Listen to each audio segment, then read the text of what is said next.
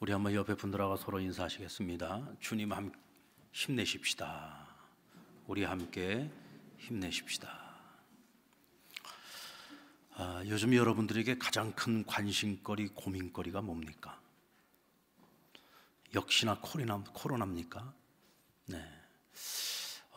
코로나 상황이 이제 겨울이 되면서 이 겨울 대유행이 또 좀 시작이 되는 것 같습니다. 그래서 지금 서울에서는 진작에 지금 방역 단계가 2단계로 격상됐었는데 우리 창원도 오늘부터 시작이 되는 것 같습니다. 그래서 지금 우리가 예배당 안에 20% 이제 예배 제한을 받고 오늘 우리 찬양대를 보니까 스스로들 아예 스스로 알아서 폭망하시는 것 같아요. 많이 줄었는데 어쨌든 지금 이 위험한 때, 이 어려운 때 우리에게 코로나로 인한 이 고민은 온 국민이 다 같이 함께 짊어지고 가고 있는, 또 전 세계가 함께 짊어지고 가고 있는 재앙입니다. 또 우리가 해결해야 될 문제이기도 하고요. 하지만 12월 3일 수능 시험을 앞두고 있는 아이들에게 한번 물어보십시오. 지금 너 제일 힘든 게 뭐냐 하고 물어보면 코로나 아닙니다. 얘네들한테 제일 힘든 거는 이번에 수능 시험을 잘 치르는 겁니다. 또 큰 시합을 앞두고 있는 선수들이 있다면은 지금 뭐가 제일 급합니까 하고 물어보면 이번 시합에서 내가 이기는 겁니다. 또 사업을 하는 사람한테 한번 물어보면은 이번에 사업 수주권을 따느냐 못 따느냐, 그게 가장 긴급한 문제겠죠. 승진을 앞두고 있는 사람들에게는 제일 중요한 게 승진 문제일 겁니다. 코로나가 우리의 삶에 엄청난 영향력을 미치고 있고 또 우리를 힘들게 하는 것이 사실입니다만은 우리 개개인 한 사람 한 사람을 놓고 보면은요, 이런 코로나와 같이 온 세상이 함께 풀어야 될 숙제, 또 우리 온 국민이 함께 풀어야 될 숙제, 사실 이런 것보다 오늘 우리 개개인에게 더 급한 문제들이 있다는 얘기예요. 이 문제는 누가 해결해 주지 않습니다. 어쩌면 코로나 문제는 내가 해결할 수 있는 게 아니죠. 이건 누군가가 해결을 해줘야지 되는 문제입니다. 하지만 오늘 내가 해결해야지 되는 이 문제는 누가 대신해 주는 게 아니에요. 이건 내가 풀어야 될 숙제고 내가 감당해야 될 문제인 거죠. 그래서 어쩌면 우리에게는 이 개인의 문제가 훨씬 더 심각하고 훨씬 더 시급한 문제라고 할 수 있습니다. 오늘 본문의 이스라엘 백성들은 출애굽 이후에 광야 40년을 보내고 이제 가나안 서편 땅 요단강을 건너서 가나안 서편으로 들어가서 하나님이 약속하신 젖과 꿀이 흐르는 가나안 땅, 이제 정복 전쟁을 시작해야 되는 거예요. 자, 이제 그런 상황 속에 놓여 있는데 그들 앞에 엎친 데 겹친 격으로 출애굽의 지도자요 광야 40년의 지도자였던 모세가 세상을 떠나고 만 겁니다. 자, 지금 이 상황에서 지금 이스라엘 진영 가운데 가장 근심과 걱정이 많은 사람이 누구였을까요? 아마도 그것은 모세의 대를 이어서 이스라엘의 지도자로 하나님께서 기름 부어 세운 여호수아가 아니었을까 생각해 봅니다. 가나안 정복 전쟁이라고 하는 이 큰 숙제는요, 이건 여호수아가 혼자서 해결할 수 있는 문제가 아니에요. 이건 이스라엘 온 백성들이 지금 한 40년 동안을 이곳 가나안 땅을 향해서 지금 왔단 말이죠. 그들이 함께 풀어가야 될 숙제입니다. 그러나 지금 오늘 여호수아 앞에 지금 놓여 있는 이 근심거리, 걱정거리는 어떻게 보면 정복 전쟁 이 문제보다도 더 시급한 문제가 있죠. 그것은 바로 자기 자신과 해결해야 되는 문제였습니다. 과연 내가 모세만큼 해낼 수 있을까? 내가 과연 지도자 노릇을 할 수 있을까? 과연 저 목이 곱고 저 교만한 백성들이 이끌고 내가 저 땅에 들어가서 과연 하나님이 원하시는 것을 내가 해낼 수 있을까? 아무리 생각을 해봐도 자기 자신에 대한 믿음이 안 생기는 거예요. 확신이 서지를 않아요. 자신감이 없습니다. 생각하면 생각할수록 더 자신감을 잃어버리고 자기 자신에 대해서 더 많은 불신이 생긴 거예요. 그러니까 여호수아가 이 큰 숙제를 앞에다 두고 근심과 걱정과 염려에 빠져 있어요. 심지어는 두려워하고 떨고 있었다고 했습니다. 그러니까 여호수아의 시작이 뭐예요? 하나님이 여호수아를 찾아와서 그의 그 마음을 달래주는 내용 아닙니까? 두려워하지 마. 너무 힘들어하지 마. 내가 함께 하잖아. 내가 너로 하여금 하게 할 거야 라고 오늘 그를 위로하고 격려하시기 위해서 하나님이 찾아오신 거예요. 오늘 그것이 오늘 우리가 함께 읽었던 본문의 내용입니다. 내가 과연 이 일을 해낼 수 있을까? 과연 나에게 모세와 같은 그런 리더십이 있을까? 여러분, 혹시 우리 중에도 오늘 이 여호수아처럼 어떤 큰 문제, 내가 해결해야 되는, 누가 해결해 주지 않아요? 내가 해결해야 하는 어떤 큰 문제 앞에서 과연 내가 해낼 수 있을까? 어떤 자기 불신, 또 자신감을 상실하고 절망하고 낙심하고 계시는 분들 혹시 있다면, 오늘 여호수아가 오늘 이 하나님 앞에서 자신의 문제를 해결했던 것처럼 오늘 저와 여러분도 그 문제를 해결받을 수 있는 은혜의 자리가 되었으면 좋겠습니다. 먼저 하나님께서 여호수아에게 주신 답은 모세가 죽었다는 사실을 각인시키고 있어요. 여호수아야, 모세 죽었어. 죽은 모세가 다시 살아 돌아올 수 없어. 모세는 이미 죽었다. 더 이상 너는 모세를 의지하면 안 돼. 너가 의지하고 지금까지 여기까지 왔던 그 모세는 이제 없어. 이 세상에 없는 사람이야. 이제는 너가 믿고 의지하고 너를 의탁할 수 있는 대상은 오직 나 여호와 한 분밖에 없다. 너 그걸 인정해야 돼 라고 말씀하고 있는 거죠. 모세는 여호수아를 일찍부터 자기를 수종드는 자로 함께 했습니다. 그러니까 여호수아가 오늘날로 말하면 한 비서실장 정도 되는 그런 직위를 가지고 있었던 것 같아요. 여호수아에게 있어서 이 모세라고 하는 사람은 단순히 내가 모시는 상관, 이스라엘의 지도자 그 수준을 이미 넘어서 있었습니다. 거의 여호수아에게는 모세라고 하는 사람은 의논의 대상이 아니라 순종의 대상이었던 거예요. 이스라엘 백성들에게도 마찬가지였죠. 거의 신적 존재였습니다. 그러니까 우리가 어디로 가야 되는지, 어떤 일이 있을 때 어떤 판단을 하거나 결정을 하거나 이럴 때 그들이 스스로 수고로이 고민을 하고 스스로 판단을 하고 결정을 할 이유가 없었어요. 왜냐하면 모세는 하나님과 대면하는 사람이었기 때문입니다. 하나님께로부터 직접 지도를 받아요. 하나님께로부터 직접 인도함을 받는 사람이었어요. 그러니까 하나님과 이스라엘 백성들 사이의 중보자였습니다. 절대적인 권위를 가지고 있었던 거죠. 그러니까 이스라엘 백성들이 모세와 함께 하는 한은 하나님의 뜻을 분별하는 데 어려움이 없었습니다. 여호수아도 역시 마찬가지였고요. 여러분, 예수님 제자들이 어느 날 예수님께서 내가 아버지께로 가야 되기 때문에 내가 너희를 떠나야 된다라고 말씀하셨을 때 이 제자들이 얼마나 깜짝 놀랐겠습니까? 얼마나 당황했겠어요? 주님과 함께하는 동안 그들은 아무 걱정이 없었습니다. 아무 염려가 없었어요. 가진 것이 많아서도 아니었고 머리 두고 잘 곳이 많아서도 아니었습니다.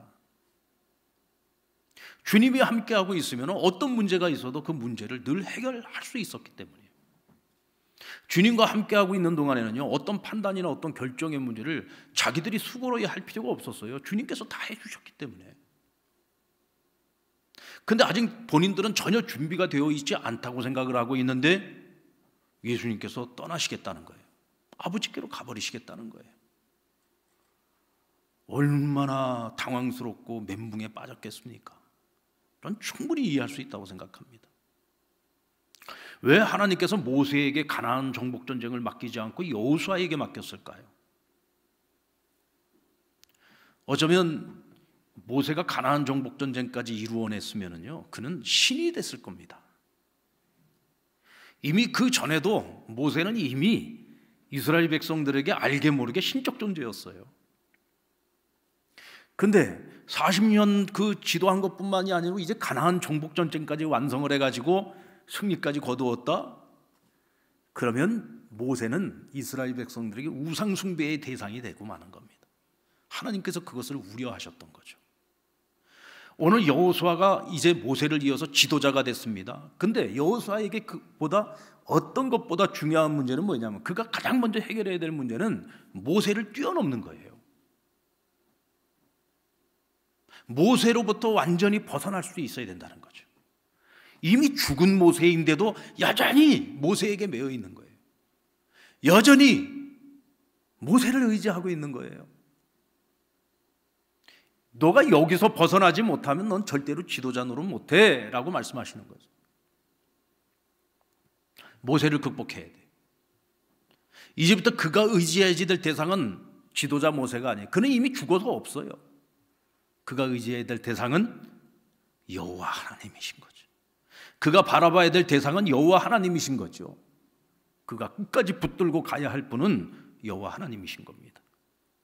여러분, 혹시 여러분들에게 어떤 큰 상실이 있습니까? 상실의 아픔이 있습니까? 아니면 지금 현재 너무 많은 것을 잃어버려서 지금 너무 힘들고 어렵고 절망 가운데 빠져 있습니까? 여러분들에게 어떤 상실이 있다고 한다면 거기 분명히 이유가 있습니다. 어쩌면 여러분들이 잃은 그 상실은 여러분들이 그 상실을 넘어서 하나님을 더욱더 의지하고 바라보고 하나님과 동행할 수 있는 기회를 얻었다고 여러분 말할 수 있어요. 나도 모르는 사이에 여러분들이 잃어버린 그것들을 하나님보다 더 의지하고 살았을런지도 몰라요. 어쩌면 그것 때문에 내가 하나님을 바라보지 못하고 그것에 매여서 살아왔는지도 모릅니다. 그래서 하나님께서 그 썩은 통화줄을 끊어버리신 거예요. 어쩌면 잃어버린 그것이 여러분에게 기회일 수 있습니다. 잃어버린 그 상실이 여러분에게 재앙이 아니라 축복일 수 있다는 거예요.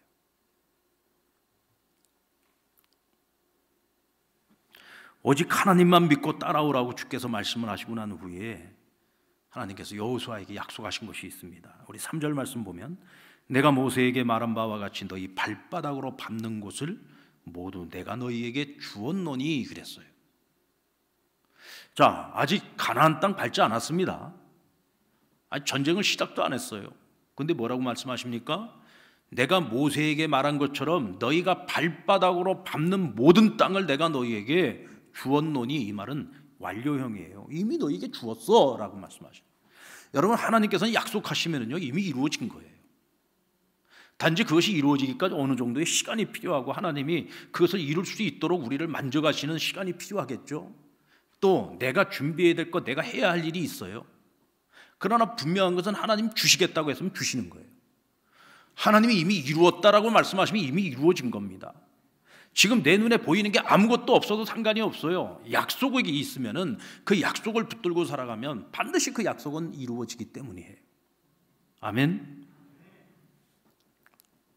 그리고 그 약속을 이루시기 위해서 하나님이 여호수아에게 또다시 약속하시는 것이 무엇입니까? 내가 너와 함께 할 거라는 거예요. 내가 너와 함께 할 거야. 내가 너를 어떤 경우에도 떠나지 않을 거야. 어떤 경우에도 내가 너를 버리지 않을 거야.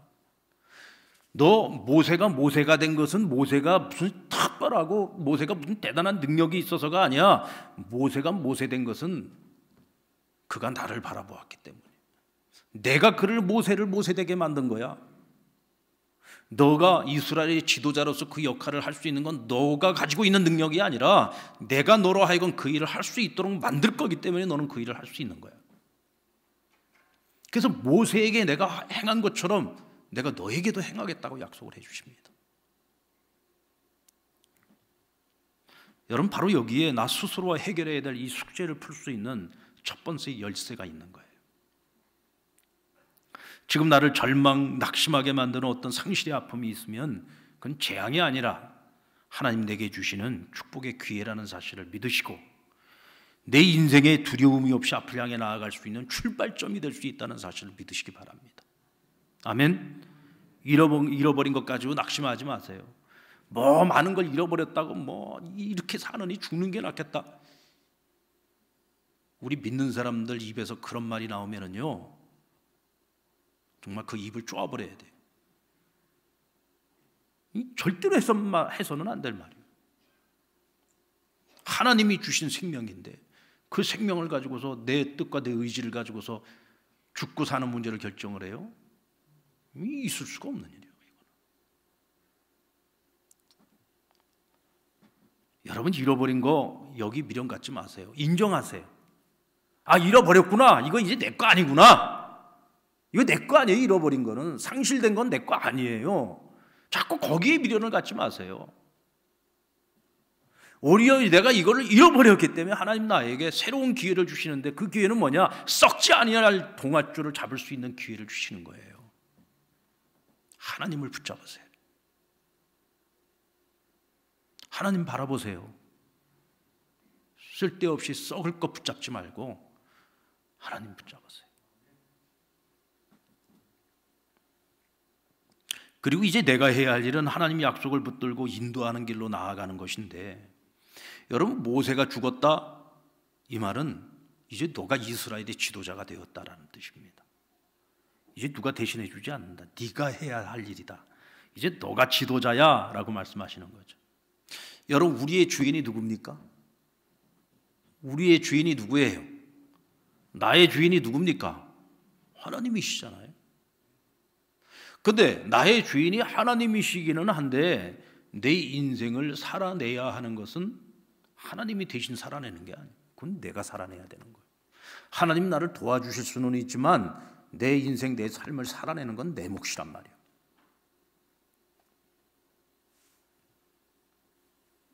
누가 대신해 주지 않아요. 내가 살아내야 돼요. 하나님 내게 주신 사명이 있다면 그 사명도 내가 감당해야 되는 거, 누가 대신해 주는 게 아니에요. 아무리 남편이 아내를 사랑해도 남편이 대신해 줄 수 없고, 아내가 남편을 아무리 사랑해도, 자식을 내가 아무리 사랑해도 내가 그거 대신해 줄 수 있는 거 아니에요. 각자 자신의 인생의 몫이 있어요. 그건 내가 책임지는 거예요. 그런데 내가 내 인생을 책임지고 나아가려면요, 여러분 기억하십시오. 하나님이 나에게 주시는 약속을 받으셔야 돼요. 이 성경의 66권에는 이 성경에 있는 모든 말씀이 다 하나님의 약속인데, 여러분, 내가 받은 약속의 말씀은 어떤 말씀입니까? 하나님이 나에게 주신 약속이 뭐예요? 여러분들은 대체 어떤 약속을 붙들고 지금 오늘을 살아가고 계십니까? 혹시 여러분들이 하나님께로부터 나에게 주신 약속, 다른 사람에게 주신 약속 말고 나에게 주신 약속, 이걸 아직까지 내가 못 받았다고 한다면 여러분 이거 받아내야 돼요. 이미 하나님이 주셨는데 아직까지 내가 그것을 깨닫지 못하고 있다면 그걸 빨리 깨달아야 돼요. 내게 주신 약속, 내가 붙들고 살아가야 되는 그 말씀이 무엇인지, 그 말씀을 받으려면 하나님과 씨름하셔야 돼요. 여러분들이 가지고 있는 근심, 걱정, 염려하고 씨름을 한다고 문제가 해결되지 않아요. 내가 가지고 있는 그 연약함을 바라보면서 그 연약함하고 씨름을 한다고 해서 그 문제가 해결되지 않아요. 하나님과 씨름을 해야 우리가 하나님의 약속의 말씀을 받을 수가 있어요. 세상에서 가장 어리석고 미련한 씨름은 자기 자신과 씨름하는 거예요. 자기의 약함, 근심거리, 걱정거리, 이런 것들 붙들고 씨름하는 거예요. 여러분, 근데 그거하고 씨름해가지고 문제가 해결이 됩니까? 내가 갖고 있는 근심거리, 걱정거리 갖고 씨름을 한다고 하나님 말씀이 내게 주어져요? 약속의 말씀을 받으려면 하나님과 씨름해야 돼요. 야곱도 하나님과 씨름했잖아요. 씨름할 때 그 마음속에 있던 모든 두려움이 사라졌어요. 하나님과 씨름할 때 축복의 약속의 말씀이 주어지니까 그가 두려움을 떨쳐버리고 자기 형 에서를 만나러 나갈 때 그렇게 두려워하던 야곱이 당당하게 그를 맞이하기 위해서 나가지 않습니까? 그래서 우리가 하나님과 씨름을 하면은 하나님이 우리에게 영적인 자신감을 주세요. 여러분 기억하십시오. 내게 주님과 함께하는 이 영적 자신감이 주어지지 않으면요, 큰 문제든 작은 문제든 우리 절대로 해결 못합니다. 나에게선, 내 입장에서 볼 때에는 큰 문제가 있고 작은 문제가 있지만 하나님 보실 때에는 큰 문제, 작은 문제가 없어요. 때론 여러분 우리가 이 정도는 내가 스스로 해결할 수 있어라고 생각했던 문제에 뒤통수 맞을 때가 얼마나 많습니까? 우리가 절대로 교만해서도 안 되고요, 너무 두려워해서도 안 돼요. 중요한 것은 뭐냐면 우리가 뭘 바라보느냐가 중요한 거예요. 뭘 붙드느냐가 중요한 거예요. 근심 걱정거리를 날마다 묵상하고 살아가니까 거기에 매여가지고 우리가 우울증에 걸리기도 하고 중내산해하는 거죠. 그걸 날마다 묵상하고 있으면 거기에 매여서 살아갈 수밖에 없는 거야.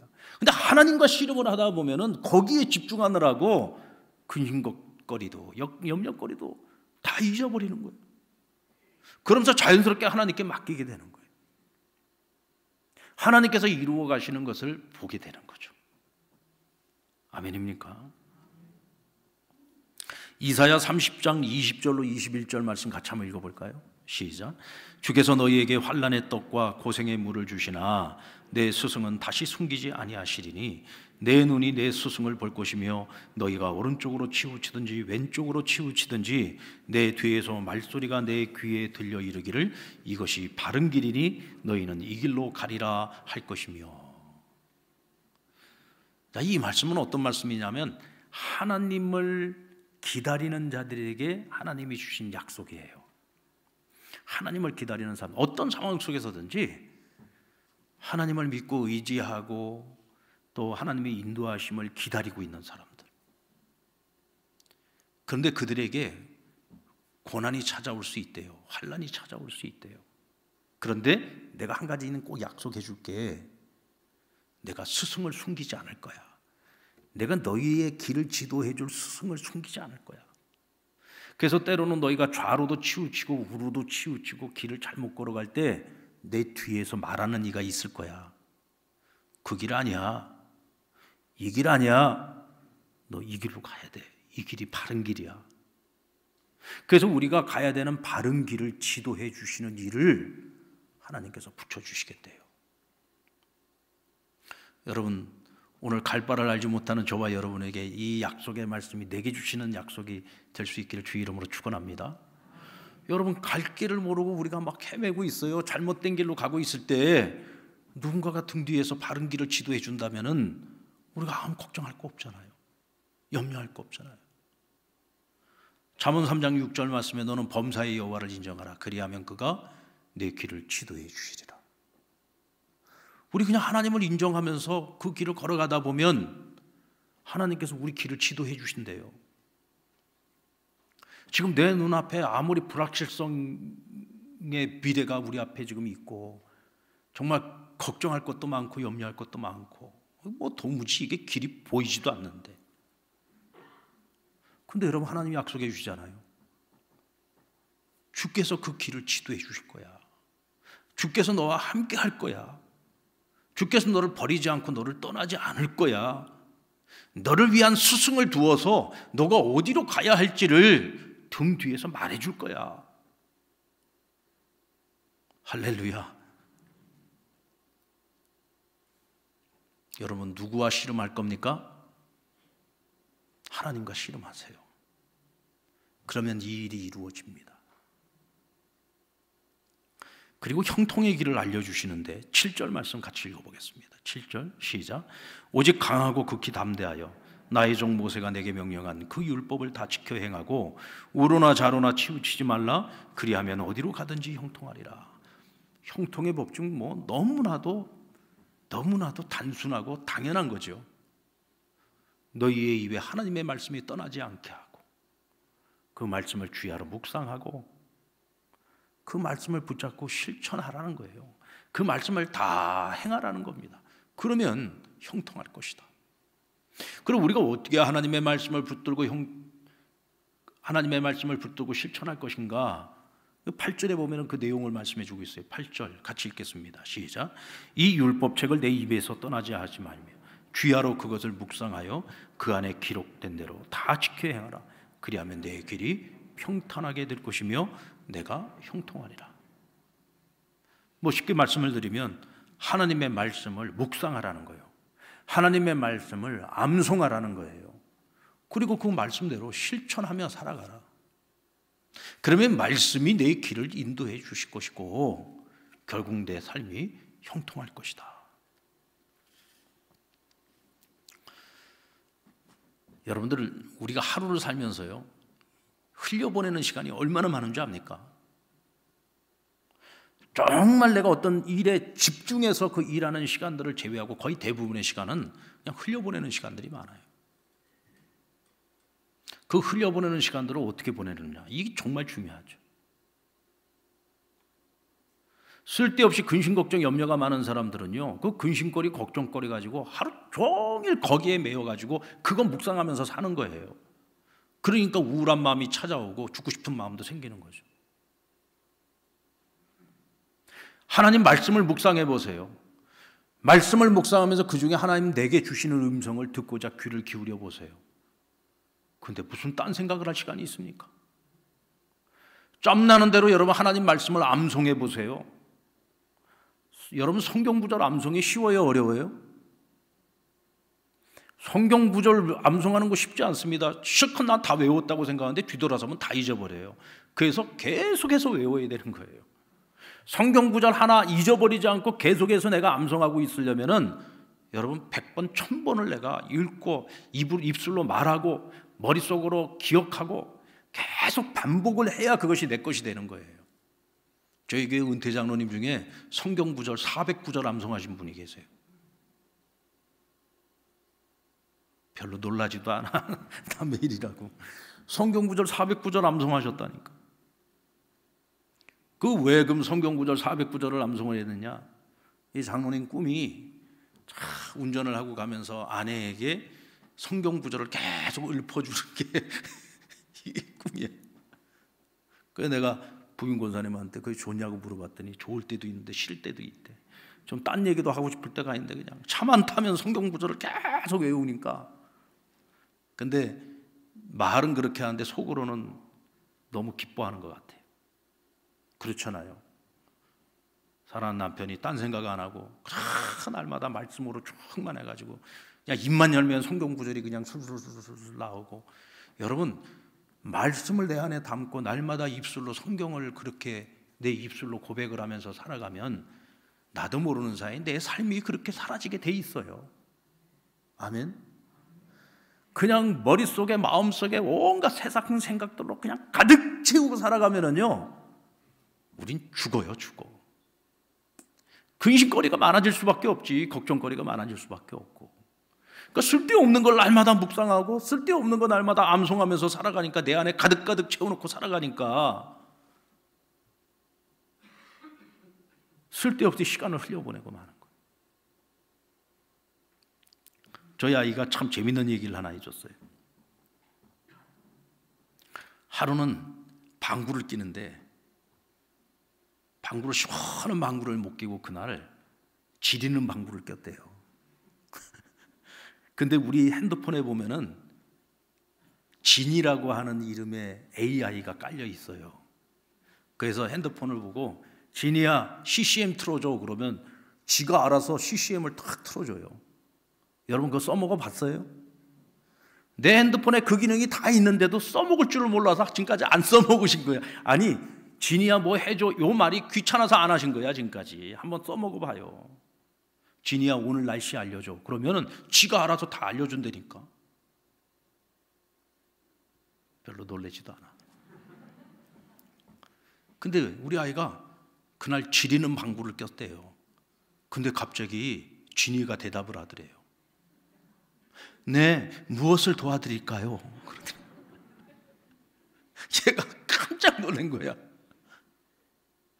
그러면서 그 얘기를 웃으면서 이제 그 얘기를 해주면서 뭐라고 얘기를 하냐면 아빠, 진이는 방구 소리만 듣고도 금방 응답을 하더라고. 근데 우리는 하나님이 그렇게 우리를 흔들어대고 그렇게 깨워대고 그렇게 일어나라고 말하고 그렇게 좀 돌아오라고 말하고 그렇게 부르짖으라고 이야기하는데도 우리가 응답을 안 하고 살잖아. 제가 그 얘기 듣고요 처음에는 웃다가 얼마나 회개를 많이 했는지 모릅니다. 그래 맞다. 야 진이는 방구 소리에도 그렇게 즉각적으로 응답을 하는데 우리는 하나님이 그렇게 우리 삶을 그냥 흔들어대고 그렇게 우리를 찾고 부르짖으라고 그렇게 애타게 말씀하시는데도 우리가 그렇게 응답을 안 하고 살아가는구나. 왜 그럴까요? 우리 안에 평상시에 말씀으로 채우고 살지를 않고 온갖 쓸데없는 것으로 채우고 살아가니까 하나님이 우리를 불러도 그 작은 소리에 우리가 응답을 못하는 거예요. 왜? 듣지를 못하니까 응답을 못하는 거예요.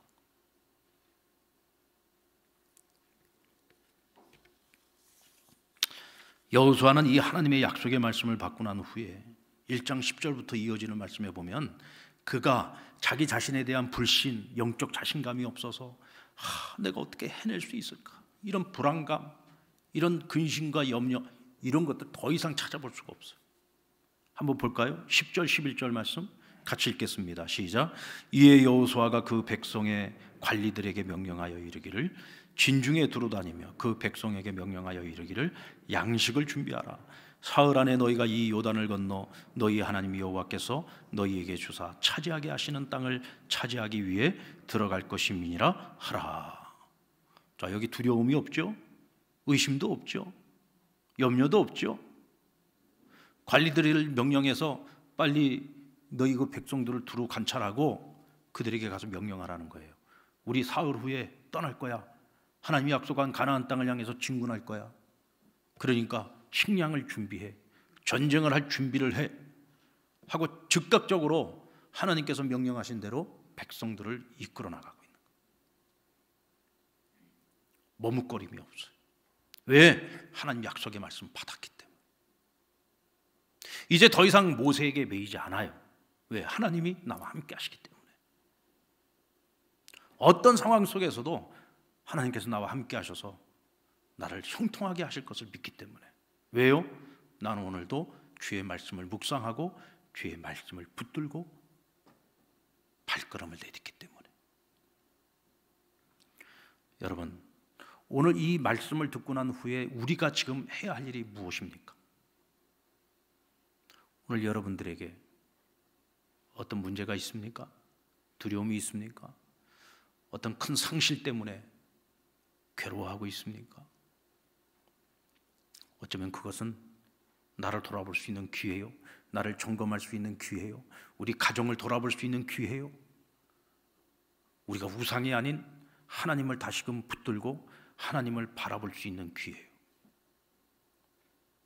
하나님께 약속을 받을 수 있는 기회요, 하나님과 다시금 우리가 씨름할 수 있는 기회요, 영적 자신감을 회복할 수 있는 기회요, 형통한 길로 나아갈 수 있는 기회인 줄로 믿습니다. 여러분, 시작하십시오. 내일부터 그러지 마시고 오늘 이 순간부터 시작하십시오. 남들이 이렇게 했다더라 라고 하는 이야기만 듣지 말고 이제부터 내가 그 길을 걸어갈 수 있기를 주의 이름으로 축원합니다.